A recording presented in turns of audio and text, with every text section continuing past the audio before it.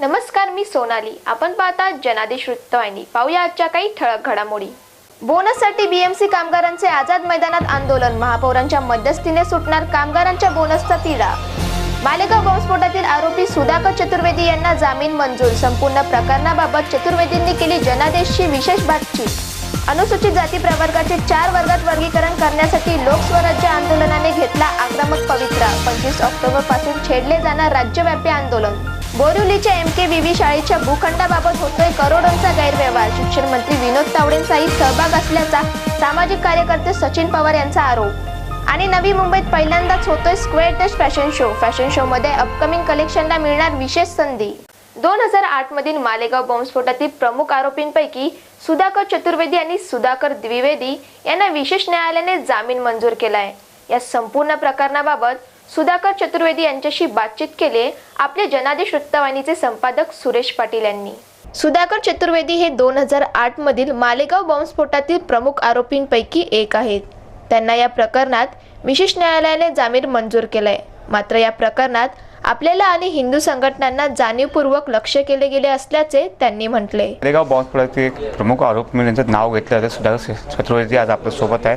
9 वर्षांचं ते बाहेर आलेले आहे. नेमकं या 9 वर्षाच्या कालावधीत त्यांच्यावर काय काय यातना भोगायला लागल्या, कशा प्रकारे त्यांना सगळ्या यातना उत्तर द्यावले, त्याचं आपल्या थेट बोलू. चतुर्वेदी 9 साल के बाद अब बाहर आए हुए, किस तरह से आपको ये पूरे मामले में डाला गया, क्या कहना है आपका? हम बचपन से हिंदू संगठन काम करते हैं.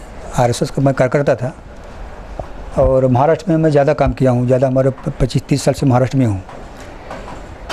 और हमको टारगेट बना करके अभिनव भारत का सहारा लेकर के ये बाकी हिंदूवादी संगठनों को घेर करके ये RSS पे बैन करना था. RSS को बैन करके पूरा जो हिंदुत्ववाद का मुद्दा है इसको ख़त्म करना था. क्योंकि इसके पीछे एक बहुत सोची समझी रणनीति है. बहुत दूर से इन्होंने काम किया हुआ है. ये एक दिन की इनकी तैयारी नहीं है. तैयारी बहुत दिन से है, इनकी प्लानिंग बहुत दिन से है, लेकिन इनको ताकत नहीं थी. सरकार 10 साल काम किया सरकार ने, और जब ताकतवर हो गए तो इन्होंने क्या किया कि प्लानिंग किया. प्लानिंग कैसे किया?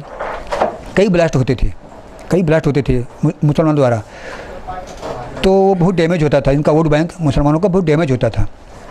तो वो इस्लामिक आतंकवाद बंद हो जाए और हिंदू आतंकवाद को हम एक नाम चेहरा दे करके सामने लाएं तो वो 2 फ़ायदा होगा. ये तो इनकी हिंदू वोट कट जाएगा और मुसलमान वोट इनको ज़्यादा मिलेगा.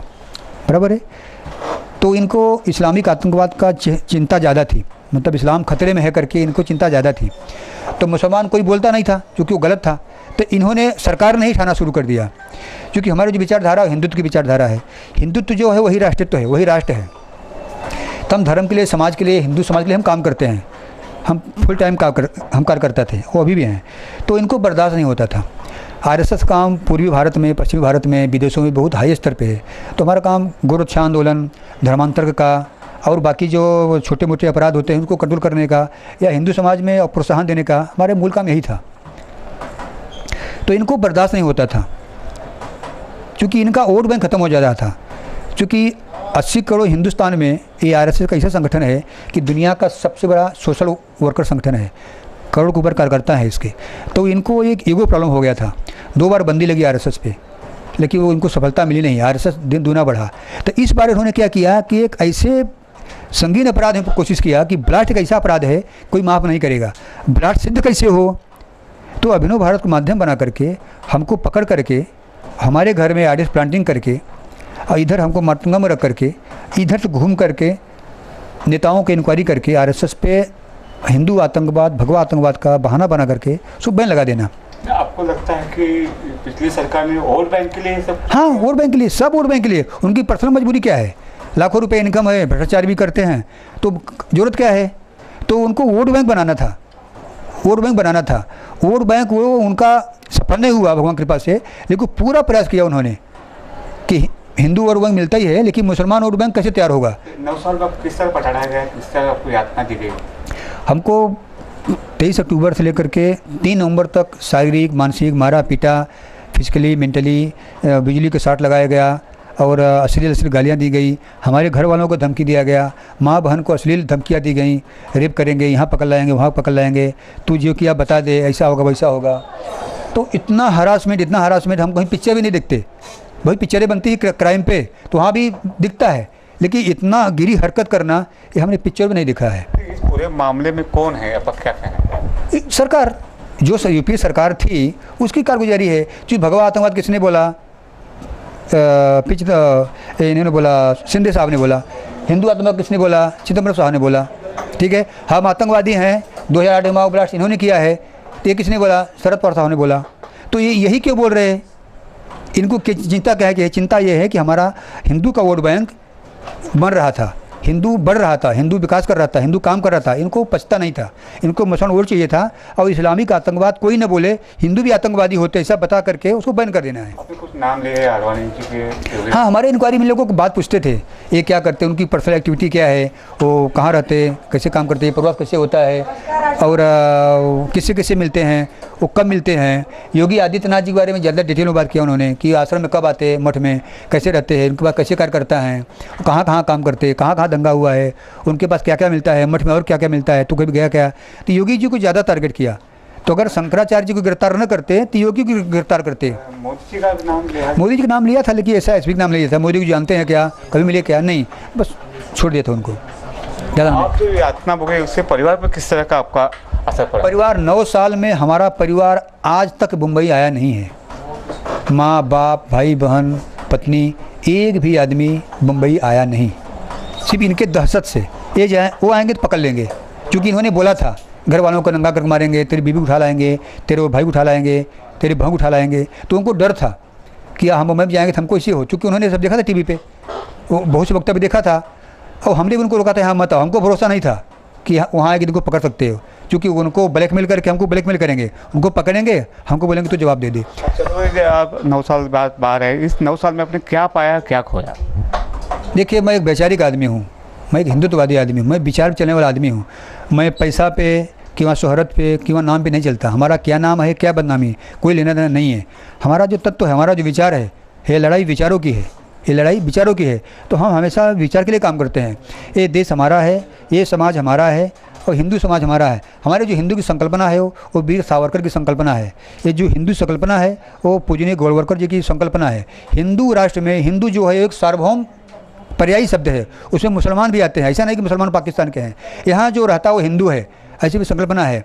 इस देश को जो मानता है, ये जो माता समझता है, जो मत्था टेकता है, वो हमारा हिंदू समाज है, चाहे हिंदू हो, मुसलमान हो, चाहे क्रिश्चियन हो। जो देशभक्त हो हमारा है, चाहे अब्दुल कलाम हो, वो हमारा हिंदू है। वो हिंदू हमारी एक आइडियोलॉजी है, हिंदू हमारा एक विचार है, हिंदू कोई जाति नहीं है।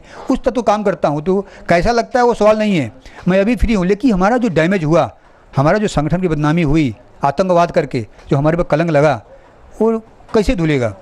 और हमारे जो सारी यातना हुई, ये जेल का पार्टी विषय है। जेल में जाने के बाद वहाँ क्या तकलीफ़ होती है। अगर धरती पे अगर कहीं नर्क है तो जेल है, धरती पे प्रत्यक्ष कहीं नर्क है तो जेल है। उस जेल में हमने 9 साल निकाला है। कैसे निकाला?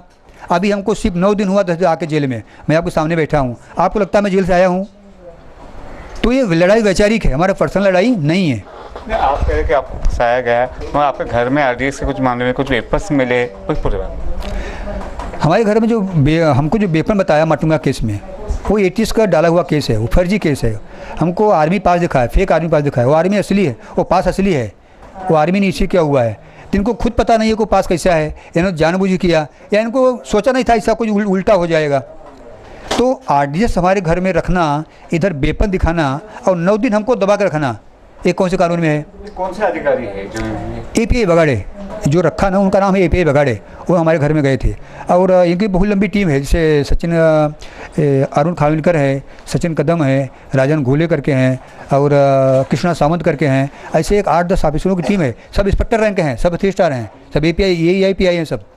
तो इनकी एक टीम है, वो ये पूरी टीम जो है पूरा काम करती है। तो इनके पीछे कौन सी टीम है, इनको क्या गरज थी ये करने की? तो स्वाभाविक है, खुद तो करेंगे नहीं है, तो कोई न कोई तो करा रहा है। तो पुलिस को गरज नहीं है तो कोई तो पॉलिटिकल है। आज भी पॉलिटिकल काम चलता है, इसको पकड़ो, इसको छोड़ो, ऐसा बोलो, वैसा बोलो। ये कौन संचालित करता है? तो पुलिस करती है, लेकिन किसी कहने पर। तो ये ऑफिसर थे, पूरी की टीम है। यूपीए सरकार के काल में आपके आरोप लगे थे, आपको अंदर आ गया। आज नई सरकार आई है, हिंदुत्ववादी की सरकार कही जाती है, तो क्या लगता है उनसे क्या अपेक्षा है, आपकी क्या मांग है? नहीं, उनसे कोई अपेक्षा नहीं है। उनसे हमारी यही अपेक्षा है कि सच को सच बोलें, वो हमारी इतनी ही मदद करें कि अगर जो सच्चाई है उसको ही सामने लाएं। देखिए, हम किसी सरकार पे भरोसा नहीं रखते, मानते हमारी हिंदुत्ववादी सरकार है। हमारा भरोसा सिर्फ परमात्मा पे है, हमारा भरोसा सिर्फ न्याय पे है। हमको न्याय मिलेगा, हमको पूरा भरोसा है, हमको न्याय व्यवस्था पे पूरा विश्वास है, परमात्मा पूरा विश्वास है। किसी सरकार पे भरोसा नहीं है, सरकार किसी की भी हो, क्योंकि हम सरकार भरोसे काम नहीं करते। हमारी लड़ाई वैचारिक है। सरकार आने के बाद इतना फ़ायदा हुआ है कि सच्चाई सामने आई है। सरकार ने एनआईए को फ्री हैंड दिया है, तुमको जो है वो सामने रखो। एनआईए ने चार्जशीट दे दिया और वो चार्जशीट पूरी एटीएस के खिलाफ में है।